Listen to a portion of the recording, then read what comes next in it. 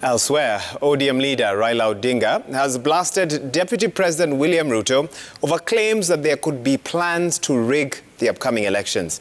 Odinga says it is ironical since Ruto was among those who objected to NASA's bid to have a parallel tallying center during the 2017 election, an idea which Ruto is now proposing ahead of the August polls. Odinga was speaking when he was hosted on the BBC's Focus on Africa in London. On his second day of the United Kingdom tour, ODM leader Raila Odinga held discussion with the Minister for the Armed Forces, James Hippie, in the company of Kenya's ambassador to United Kingdom, Manoe Sipisu, and several leaders who accompanied him. The discussions centered on security partnership with a view of enhancing Kenya and UK ties into the future.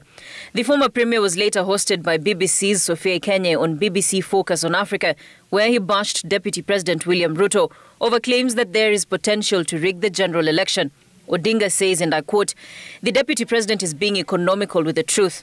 Last election, when we demanded we be allowed to set up a parallel tallying center, he is on record saying that would be unconstitutional to have a parallel tallying. Now he's saying he's going to set up a parallel tallying center, so he is basically living in contradictions." On him having confidence in the electoral process, Odinga says, and I quote, "As you know, I have been a victim in the past, and each time I have said I would want to see free and fair elections in the country. At the moment, my demand right now will be for this electoral body to ensure this coming elections are free and fair and verifiable." Odinga during the interview also reassured the international community that the elections will be peaceful, as Kenyans are a peaceful people and only electoral malpractices led to violence. Asked on how he would fund his Social Protection Fund program, Odinga said, and I quote, "I'm going to be ruthless about corruption. Through graft, a lot of funds are being lost in our country. The president himself has estimated about 2 billion shillings daily.